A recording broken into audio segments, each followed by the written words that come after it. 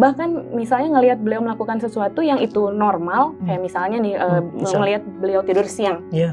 Itu tidur siang biasa aja ya umum kalau biasa. normal laki-laki tidur siang biasa. Tapi aku bisa sangat menangis gitu, nangis banget kalau Kang Ulum tidur siang. Karena waktu dulu sih bingung ya, kenapa pokoknya kalau tiap lihat dia tidur siang itu, aku tuh sedih gitu. Terus sampai ke pojokan, kenapa ya sedih banget gitu. Terus dibangunin dan marah-marah, kalau udah bangun ya marah-marah, nggak tahu kenapa. Yang terjadi adalah ketika sudah dikontemplasi, terus berbagai macam ikhtiar ditempuh juga, akhirnya ketemulah aku menyimpan makna bahwa laki-laki yang tidur siang itu tidak bertanggung jawab. Assalamualaikum warahmatullahi wabarakatuh, teman-teman semuanya. Selamat datang di Cerita WFK. Cerita WFK hari ini kedatangan tamu yang super spesial dan selalu super spesial. Tapi kalau yang ini kayaknya beda banget. Karena ada koneksi sama Abi. Tuh, ada koneksi dengan saya, ada kemiripan. Kemiripan apanya ya? Dan bukan hanya itu ya, ada yang menarik yang harus kita ulik dari kedua pasangan ini yang Masya Allah luar biasa. Yang satu dari dunia yang sangat alim, kalem, tenang gitu ya. Orang masih pada penasaran nih. Yang satu dari dunia wow. Bilangnya wow. TPP, terima kasih Kang Ulum. Assalamualaikum. Datang jauh dari Bandung loh ya. Untuk ke Cerita WFK, ngobrol-ngobrol di meja makan kita. Silahkan. Ini bukan properti. Apalagi imitasi. Imitasi ini bisa asli. Dinikmati. Sambil ngemil-ngemil boleh. Sambil minum kopi ya. Kang Ulum sekarang berubah ya. Berubahnya apa ini? Saldonya. Amin ya Allah, amin ya Allah. Semenjak menikah makin makmur. Amin ya Allah. Pingin ngobrol sama yang punya senasib dengan Abi gitu ya. Siapa cari-cari? Oh iya nih. TPP. Tapi versi yang terbalikan dari Abi. Iya. Nah, alhamdulillah hari ini kita bisa ngobrol. Kang Ulum, dulu ketemunya di mana dan kok mau? Enggak, kayaknya tuh pertanyaannya ke TPP kok mau sama Kang Ulum gitu dong. Enggak, soalnya kita yang ngejar-ngejar gitu ya. Soalnya dari latar yang begitu gitu loh kan. Oh iya benar juga benar. Iya, mikir dong gitu loh. Iya Ustaz. Pertama terima kasih Ustaz sudah mengundang kami ya sesama istri ke sini. Alhamdulillah senang banget. Makasih. Semoga kami yang bisa belajar banyak tentang kerumah tanggaan. Ya. Kalau tadi di mix katanya ketuker justru saya jadi penasaran nanti versi Umu gimana mendampingi Ustaz. Kita jadi host aja gimana? Iya. Saya makanya udah nyiapin tisu nih. Udah siap nangis. Jadi dulu sebenarnya kami itu satu kampus. Dan seangkatan. Sebenarnya satu kampus seangkatan. Namun pas lagi masa kuliah nggak kenal kita ya. Nggak pernah ketemu. Dan mungkin kalau ketemunya kenalnya pas lagi kuliah gimana Bu? Menerima Bapak? Menerima sangat, Bapak nggak? Benar-benar bertolak belakang banget. Jadi Kang Ulum itu dari fakultas yang belajar banget gitu. Terus beliau tuh kalau masuk kampus itu setelan seangkatannya rapi begitu. Mahasiswa banget. Masuk kampus tuh dia gelar, nggak ada dosen misalnya, dia gelar ini bacaan, dia diskusi gitu. Sedangkan kalau saya dari fakultas yang kalau datang ada dosen pun kira-kira nggak seru ya cabut aja gitu. Itu kan ngeri kan. Jadi kalau seandainya kami ketemu saat itu, iya gitu ya. Saya kembalikan. Oke. Jadi seandainya ketemu saat itu bukan diajak nikah ya, malah jadi sebenarnya sama, cuma nggak pernah ketemu di kampus sama kita. Sama-sama jadi IPB. Iya. Nggak pernah ketemu di kampus. Bahkan kami satu program studi. Iya. Nggak ketemu. Bahkan satu program studi nggak ketemu. Nah, ketemunya di mana? Ya itu tadi ya. Akhirnya jadi bisa saling kenal gitu. Setelah lulus, udah punya dulu kan Pepe di Grade Muslimah ya. Oh iya, komunitas. udah lama banget itu dari zaman Twitter dulu ya. Iya betul. Saya udah follow dari Twitter dulu. Jadi kamu follow Ahwan. Kemarin ada yang marah gara-gara DM Ahwan. Sekarang follow Ahwan. Untung Ahwannya udah nikah. Jadi aku maafin deh, lanjut. Oke. Iya, Bapak di Grade Muslimah. Saya iya dulu. sementara saya tim trainer dari Kang Hari Firmansyah. Itu mah sohib saya juga. Masya Allah. Coach Hari. Saya timnya. Nah, namun ternyata yang membuat sama adalah kami ini sama-sama murid kalau dunia public speakingnya itu belajarnya ke Babe Jamil. Oh, Babe Jamil Az-Zaini. Iya. Cuman pas belajar public speakingnya tuh dulu namanya kelasnya wannabe trainer ya. Oh iya WBT. iya. Ini senior, ini kakak tingkat di WBT itu. Oh iya.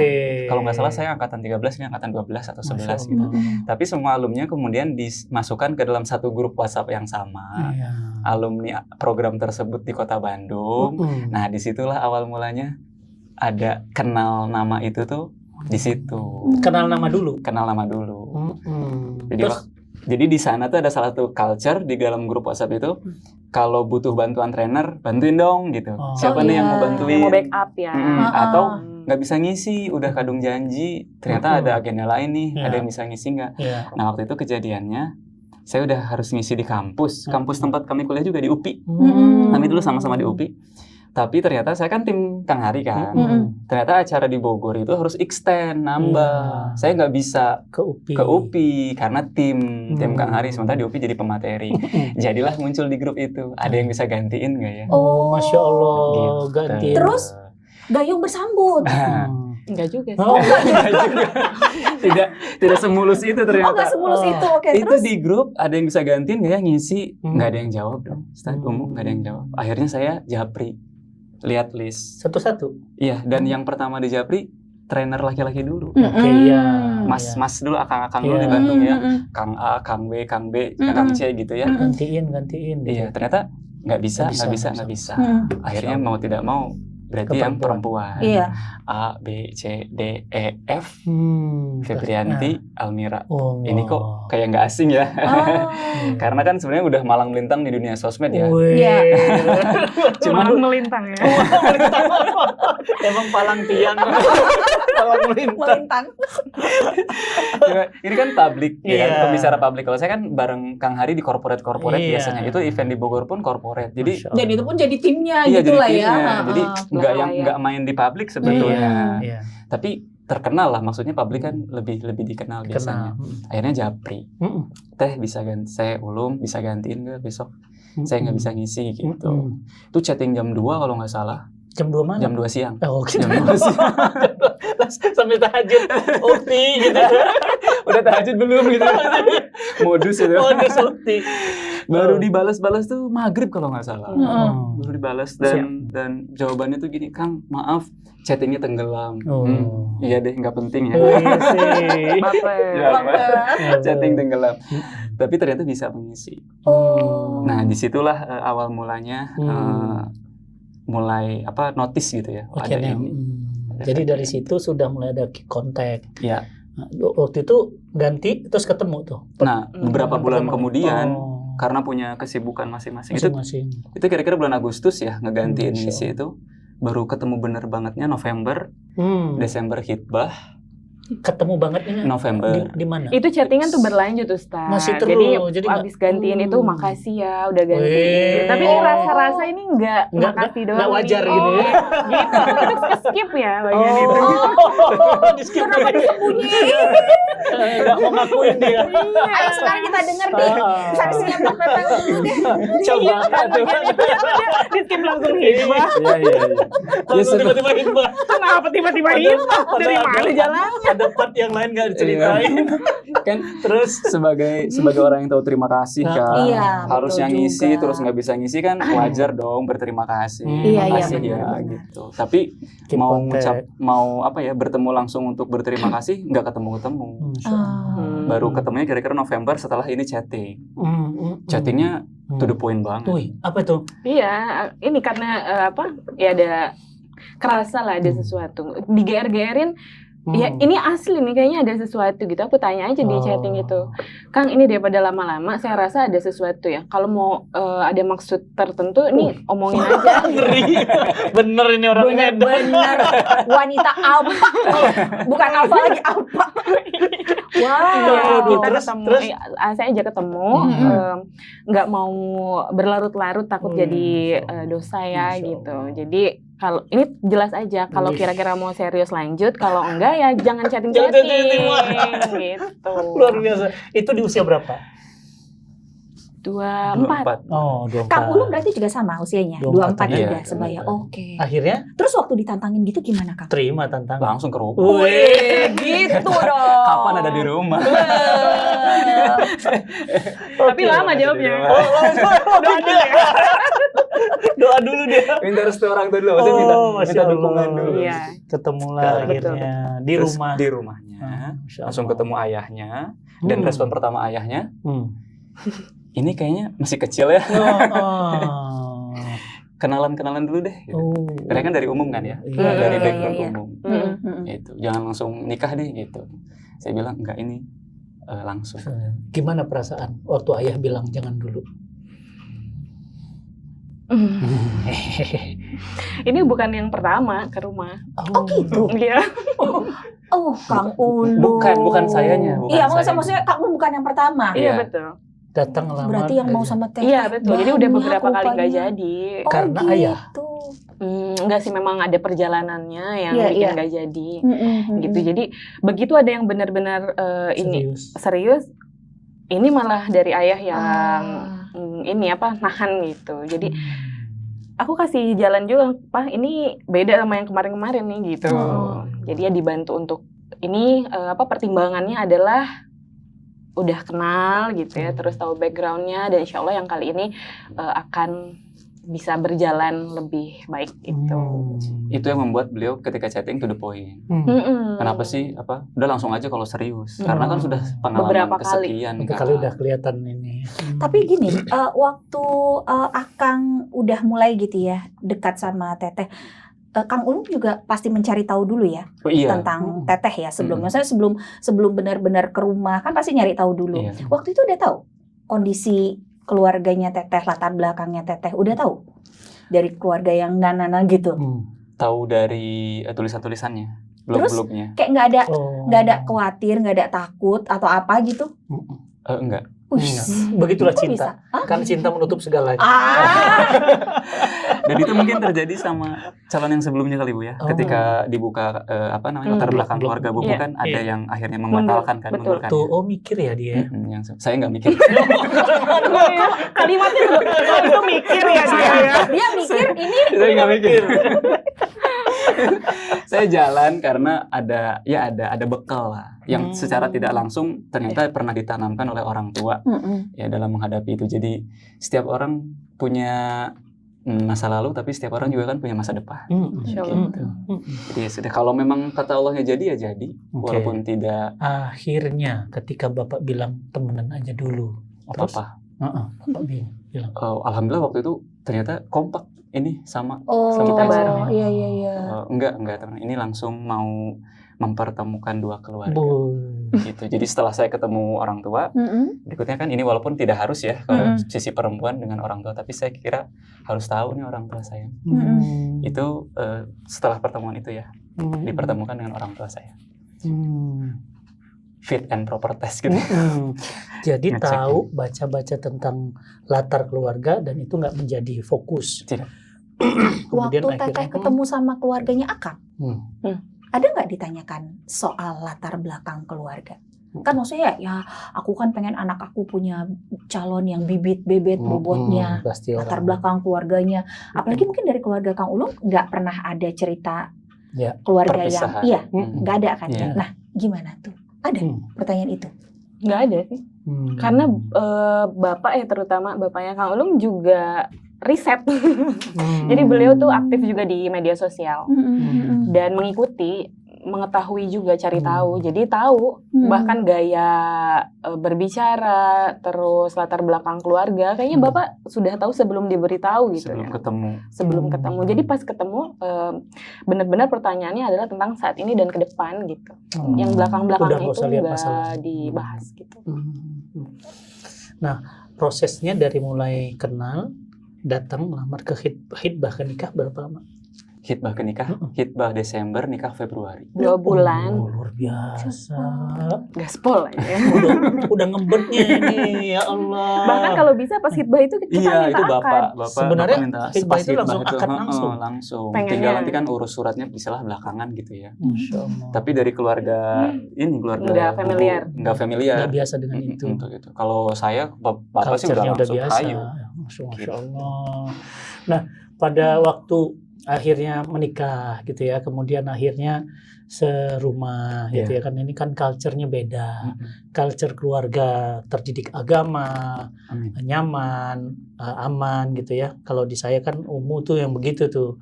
Culture yang aman, nyaman, bahagia, penuh canda tawa gitu ya. Nah, satu lagi culture-nya gitu kan, ayah dan ibu tidak bersama kan ya. Kalau boleh tahu mungkin bisa cerita gimana kondisi sebenarnya ayah dan ibu? Justru sebenarnya masih ketika kami menikah tuh masih bareng. Oh. Jadi perpisahannya sekitar 2 tahun lah ya setelah Setelah menikah. kita nikah. Tuh, berarti nggak jamin umur rumah tangga itu tidak berpisah di usia yang pernikahannya sudah umur tahun. Dianggap matang. Iya, iya mau 30 Nah, ini tahun. pelajaran baru nih. Umur 30 tahun pernikahan. Pisah.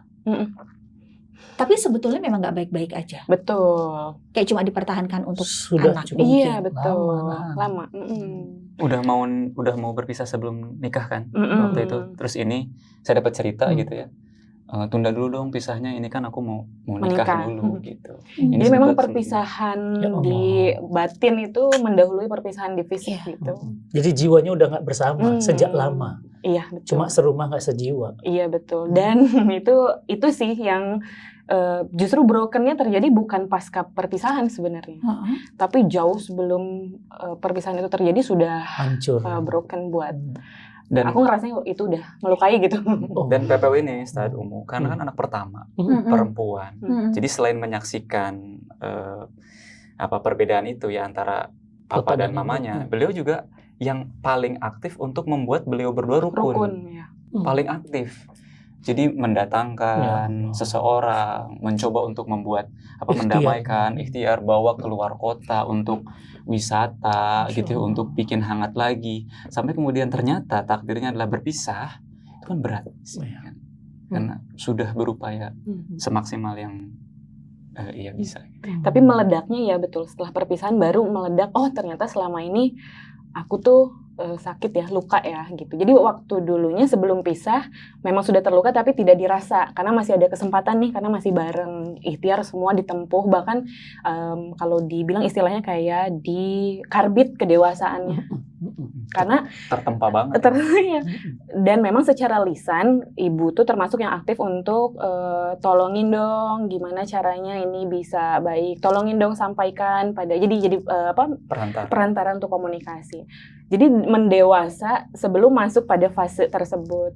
Ikhtiar terus dilakukan, apapun yang bisa dilakuin, duduk bareng, bahas finansial, ikut duduk, ikut bicara, cari ahli. Jadi memang terpapar ilmu keluarga dari masa kecil, tapi untuk fokusnya mendamaikan orang tua. Pas pisah, gong, dan kita ini ikut ke persidangan berkali-kali ya.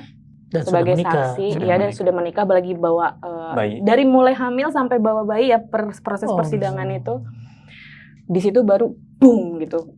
Ternyata selama ini tuh sakit banget ya, dan puncaknya adalah ngerasa paling besar tuh perasaan gagal. Jadi yang gagalnya biasanya umumnya kan pelakunya orang ya. tuanya yang ngerasa gagal, si pelakunya ini enggak. Ya mungkin beliau iya gitu ya, tapi Teteh juga ngerasa gagal. Iya, satu ternyata emosi dari orang tua tuh bisa tertransfer kan ke anak. Jadi mungkin perasaan gagal ini juga ada transferannya lah dari orang tua.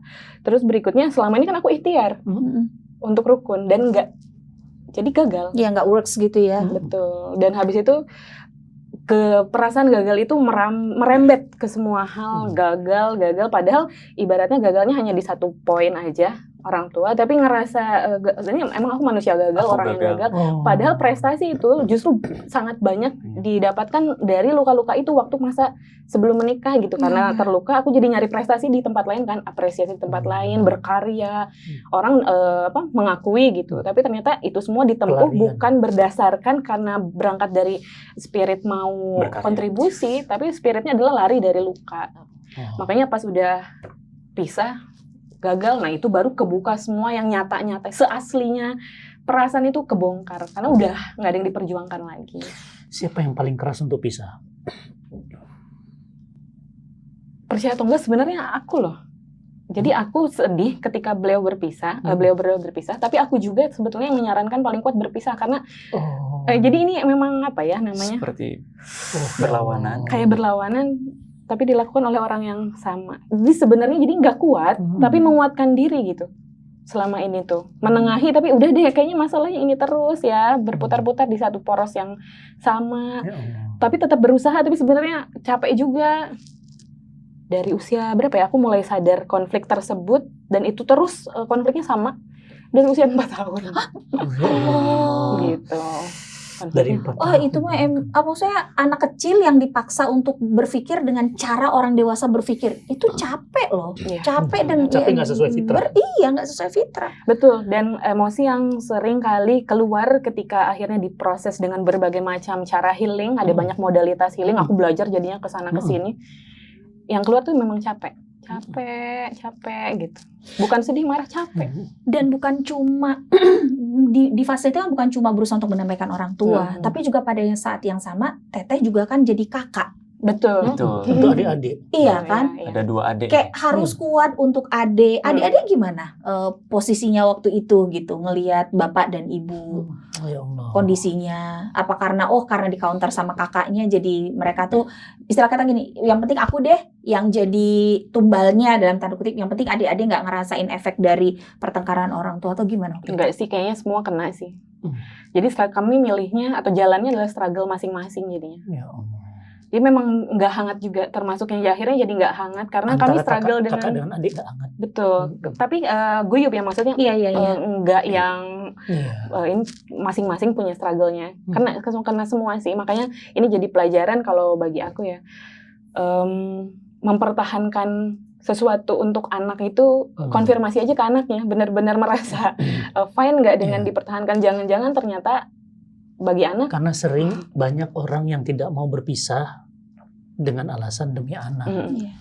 Demi anak bertahan, padahal anaknya juga udah jalan-jalan. Itu terus demi aja. siapa sebenarnya? Betul. Bahkan kalau sekarang ya, di usia sekarang, tapi ya aku dapat bahwa seandainya, meskipun ini tidak boleh, ini berandai-andai yang tidak mengharapkan, tapi ya. Jadi seandainya ibu misalnya atau ayah gitu memilih untuk memutuskan sesuatu yang memang sebenarnya misalnya pisah gitu dari dulunya, lalu mereka mencari jalan bahagianya, mencari jalan hidupnya masing-masing, dan itu happy dengan hal tersebut, kayaknya itu akan lebih baik. Karena yang ketransfer ke kami sebagai anaknya, ya energinya beliau. Gitu. Jadi itu adalah keputusan terbaik, dan justru anak secara tidak langsung akhirnya ya udahlah ini yang terbaik. Umi penasaran, Bi. Tadi kan Teteh bilang sebetulnya efek dari perpisahan orang tua itu baru dirasakan ya setelah orang tua berpisah, karena akhirnya keluar semua. Ya Teteh ngerasa gagal dan semua segala macam gitu. Apa efeknya ke hubungan dengan Akang dan ke anak-anak? Siapa yang cerita?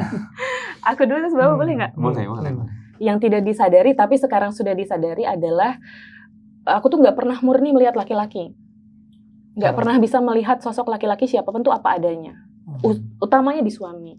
Jadi selalu tertempel bayang-bayang ayah gitu, dan di aku ketempel bayang-bayang ibu. Jadi kayak emosi aku tuh nggak pernah murni, selalu ada tempelan dari transferan emosinya ibu, karena sepanjang perjuangan di masa anak itu selain menyaksikan juga mendapatkan limpahan curahan hati kan, curhat gitu. Dan curhat itu nggak murni kata-kata, tapi dia ada emosi yang ngalir kan. Nah emosi yang ngalir tuh nempel. Jadi banyak banget yang bukan emosi aku, tapi itu emosi ibu yang dia nempel di aku. Dan ketika aku lihat suami, banyak juga ngelihat suami itu nggak apa adanya sebagai Kang Ulum, tapi banyak bayang-bayang ayah gitu. Jadi itu harus dibersihin dulu tuh bagian itu. Bahkan misalnya ngelihat beliau melakukan sesuatu yang itu normal, kayak misalnya nih ngelihat beliau tidur siang. Itu tidur siang biasa aja ya umum kalau normal laki-laki tidur siang biasa. Tapi aku bisa sangat menangis gitu, nangis banget kalau Kang Ulum tidur siang. Karena waktu dulu sih bingung ya, kenapa pokoknya kalau tiap lihat dia tidur siang itu, aku tuh sedih gitu. Terus sampai ke pojokan, kenapa ya, sedih banget gitu. Terus dibangunin dan marah-marah, kalau udah bangunnya marah-marah, nggak tahu kenapa. Yang terjadi adalah ketika sudah dikontemplasi, terus berbagai macam ikhtiar ditempuh juga, akhirnya ketemulah aku menyimpan makna bahwa laki-laki yang tidur siang itu tidak bertanggung jawab. Jadi ada peristiwa yang berulang di dalam masa anak, ketika ya misalnya melakukan tidur siang, misal gitu ya, kayak gitu. Ibu curhatnya kata-kata yang masuknya itu ya gitu. Benar atau salahnya kan itu masing-masing ya, tapi pokoknya yang kedengeran itu. Bagi anak input, begitu menghadapi kondisi rumah tangga kan refleksinya keluar semua gitu. Padahal saya tidur siang itu karena waktu malamnya berkurang, karena ada bayi ya begadang.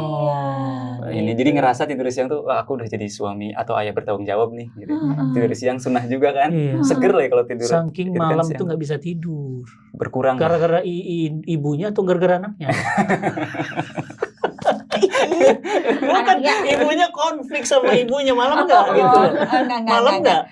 Kalau malam enggak. Jagain bayi. Iya, benar, jagain bayi. Jadi tidur siang itu dengan justru dengan intensi, dengan niat, aku udah tunai ya, udah menunaikan kewajibanku sebagai suami, sebagai ayah. Dalam pikirannya apa ya? Terus tiba-tiba yang kesana deh. Pas bangun, loh kok nangis? Kenapa? Gitu. Padahal aku udah menunaikan. Terus bilangnya karena tidak bertanggung jawab. Aduh, tidak bertanggung jawab dari mana itu? Aku udah bantuin nyapu misalkan ngepel gitu ya, bantuin nggak kelihatan bagi aku anak, tapi pada saat itu. Nah itu dinamainnya respon error. Jadi apa yang aku lakukan itu error gitu, tidak sesuai dengan kondisi aslinya. Yang diresponnya keluar jalur gitu. Error. Dan itu dalam hampir semua aktivitas yang dilakukan Kang Ulum. Iya. Allahu Robbi. Semua. Banyak hal. Ini bertanya, misalnya, saya udah kasih jawaban, itu nggak langsung nerima. Lalu kemudian beberapa hari kemudian dapat dari orang lain gitu ya, entah dari potongan ceramah atau dari buku yang dibaca, terus datang, ini kan yang suami aku bilang. Jadi lebih percaya pada pihak luar dibanding sama suami sendiri, padahal sama jawaban. Nah dulu dikira memang karakter kan, ternyata ada hubungannya dengan trauma ternyata. Jadi formulanya adalah yang tersimpan di aku, rumah adalah masalah, solusi selalu di luar. Ini banyak banget curhatnya sejuta umat itu. Di rumah masalah, di luar solusi. Sehingga ketika nanya kan solusi dari saya, ibaratnya gitu kan. Jadi jawabannya itu nggak langsung nerima. Begitu dapat dari luar, nerima. Nyaris tanpa filter, kadang cemburu juga saya. Loh kok itu? Aku nggak familiar, solusi itu ditemukan di rumah tuh nggak familiar, jadi ragu gitu. Ini benar apa enggak gitu. Tapi begitu orang luar yang bilang, aku percaya. Karena selama ini yang berjalan begitu. Itu sebegitunya. Terus gimana rumah tangga akhirnya di awal-awal ketika banyak perbedaan yang terjadi, Kang Ulum nggak ngerti ini kenapa sih Mbak yang satu ini? Apa langsung diruqyah? Nah, momen yang akhirnya membuat ini kayaknya harus butuh tambahan ilmu, tambahan skill deh. Itu momen yang cukup mengguncangkan ya waktu itu kami. Sampai tahun berapa kira-kira?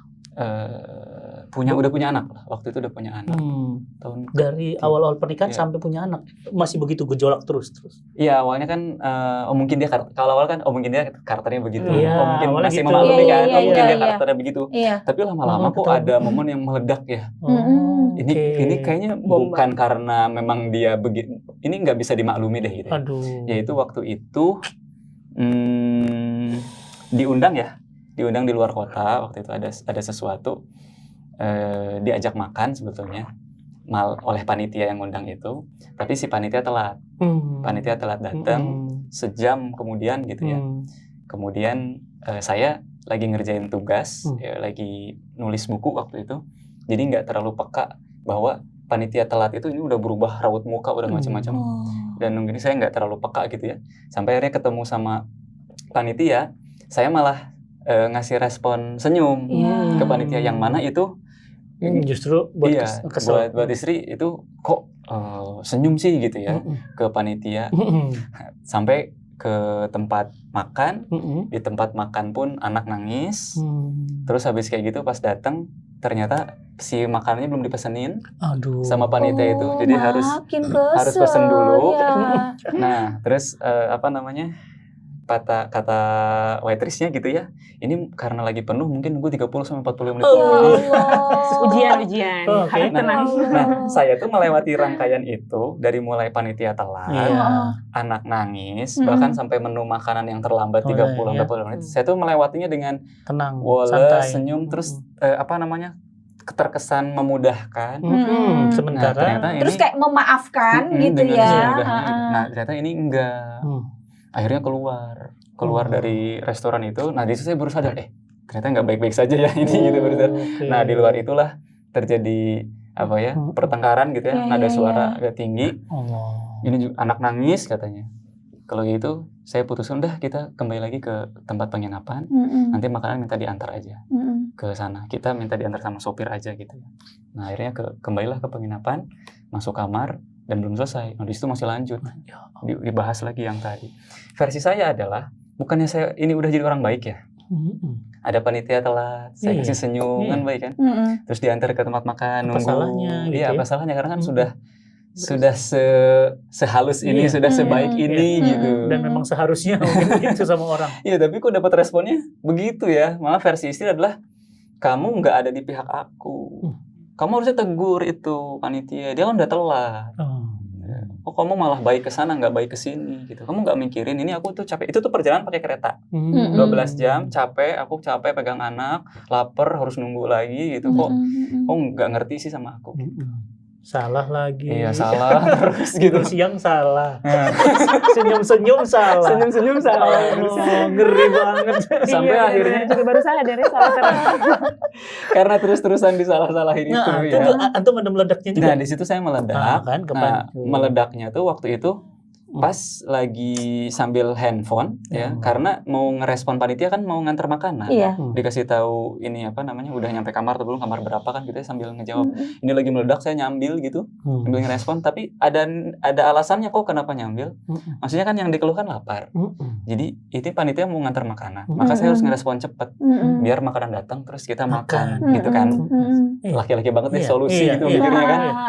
Ternyata itu pun bikin kamu nggak dengerin aku, malah sambil Salah lagi. handphone sih, salah lagi. Padahal saya pakai handphone tuh maksudnya biar cepat makan. Salah lagi. Akhirnya kepancing. Saya kumpulin semua rasa marah ini ke tangan di sini. Kemudian saya lempar handphone. Allah. Dan Ke kasur. Bukan karena tahu handphone nggak bisa beli lagi. Iya, agak susah belinya lagi. Coba kalau dulu banyak toko handphone ya, punya toko handphone bisa beli lagi. Ya, jadi nggak ke badan, nggak ke lantai juga gitu, tapi ke kasur gitu ya, kesel untuk mengalirkan. Saya pikir ini harus dialirkan nih, kalau nggak repot nih gitu ya. Ini saya lempar ke sana sambil agak teriak gitu ya, gitu. Habis itu lega, beneran lega tuh. Yang tadi kesel-kesel disalahin tuh lega ketika udah lempar dan agak teriak, gitu ya. Tapi setelah saya lempar dan lega itu, makin jadi. Rupanya ini berteriak lebih kencang. Iya. Karena alam bawah sadarnya begitu. Di situ langsung. Allah. Ada apa tuh? Ada gelas, Kak. Kalau di kamar itu kan suka ada gelas kaca gitu ya. Itu mau di ini. Saya akhirnya tahan di situ, dan di situ saya baru paham pelajaran pertama laki-laki kalau mau nikah, kalau udah nikah gitu ya, pelajaran pertamanya belajar minta maaf. Terus di situ tuh saya ngerasa disalah-salahin. Harusnya kan ini yang minta maaf, tapi kok begitu saya iya maaf gitu, ditahan di situ. Lama tuh. Itunya turun tensinya tuh lama di situ. Terus akhirnya dalam teriakan-teriakan itu nanti dikonfirmasi setelah agak reda ya. Dalam teriakan-teriakan itu beliau bilang, aku tuh puluhan tahun ngelihat laki-laki lempar barang. Aku tuh puluhan tahun lihat laki-laki lempar barang. Terikol dia. Betul. Itu yang bikin saya akhirnya, iya maaf. Lalu udah turun pelan-pelan turun gitu ya. Ada notif juga itu nyampe. Akhirnya saya buka pintu, kemudian makan. Saya minta kita makan dulu yuk. Gitu. Sama dengan saya. Cuma ini versi cowok. Saya pernah ngelempar kursi sama orang. Yang orang itu di pinggir jalan mukul istrinya. Jadi saya langsung ambil kursi plastik itu, yang kursi bakso. Iya. Tangan satu, tak, set, kena lagi. Puak langsung. Begitu orang, apa itu kan? Apa kau menantang? Saya ngambil pisau. Saya ngambil pisau. Ku bunuh sekarang. Itu saya. Sampai begitu. Kenapa? Karena saya masa kecil ngelihat bapak saya begitu. Jadi nggak mudah. Kami itu nggak mudah. Itu. Dan nggak kepengen juga Nggak sih mudah. sebetulnya ya. Cuma kayak Gitu. Itu teng gitu. Itu untung dipisah sama masyarakat. Kalau nggak saya tusuk beneran. Karena memang udah di sini saya tuh dia, oh ini bapak nih gitu. Kan udah nyimpan luka lama. Yang saya tahan masih kecil mukulin ibu. Semoga Allah ampunin ya ibu bapak kita ya. Amin. Paku itu kan di depan saya. Pak, udah pak. Itu nah tuh kan bayangannya datang lagi tuh. Tuh baju ibu saya masih jelas semuanya tuh. Itu nyimpan di sini. Jangan tabungan energi tuh. Nah mau balas dendam atau anak SD kelas 6 nggak bisa kan?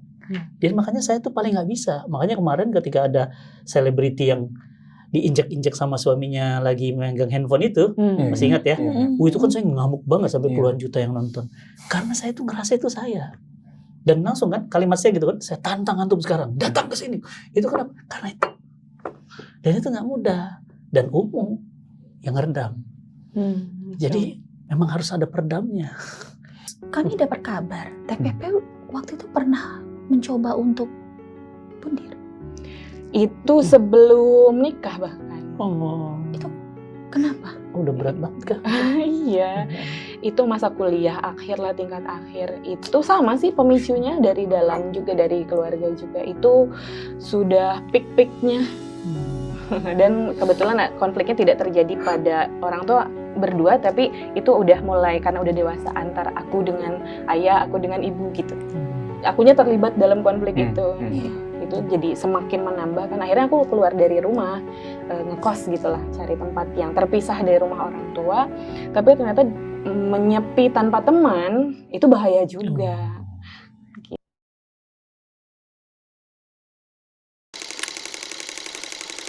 Jadi orang tua itu bukan bercerai hidup tapi bercerai mati. Iya, jadi ibu itu wafat akibat bapak. Saat itu usia 8 tahun belum paham gitu ya. Yang aku tahu bapak jahat gitu. Bapak kenapa pergi gitu. Mereka udah besar gitu. Kenapa bapak milih mereka? Aku tuh masih kecil, masih butuh bapak gitu. Ya terus untuk apa gitu? Maksudnya tuh mereka dulu bareng-bareng sehingga lahirlah saya gitu ya. Kalau ternyata sebelum saya lahir pun mereka udah pisah gitu. Ibu adalah sosok yang menyayat hati Cynthia karena ibu adalah orang pertama yang mencaci maki kerudung aku, dan ibu adalah orang yang entah kenapa beliau tuh suka sekali merendahkan Cynthia gitu, sangat sakit gitu ya, sangat sakit. Bapak itu banyak mengkhianati ibu sehingga ibu tekanan batin, banyak penyakit sampai akhirnya sakit gitu loh. Saya berkali-kali berdamai dengan bapak, gagal terus gitu. Dan muncul kebencian lebih dalam ketika ingin berusaha untuk berdamai gitu sama bapak. Kok bapak kayak gini gitu? Kok bapak dari kecil tuh gak pernah ada gitu, kayak kenapa aku tuh ditinggalin terus gitu. Kenapa bapak ninggalin aku? Idaman bagi sebuah keluarga adalah tetap bersama. Dan idaman bagi seorang anak melihat orang tuanya saling cinta. Tapi tidak semua orang merasakan hal yang sama. Saya dibesarkan dari keluarga broken home. Saya sangat mengimpi-impikan ayah dan ibu saya bisa hidup bersama dan menikmati cinta sepenuh jiwa. Tapi saya tidak mendapatkannya. Dan dampaknya bagi anak broken home tidaklah mudah. Dia akan menjalani sisa-sisa hidupnya dengan penuh luka-luka di dalam jiwanya. Dan alhamdulillah saya sembuh melewati itu semuanya. Dan saya ingin mengajak sahabat semuanya untuk sembuh bersama event yang saya gelar Broken Home Healing.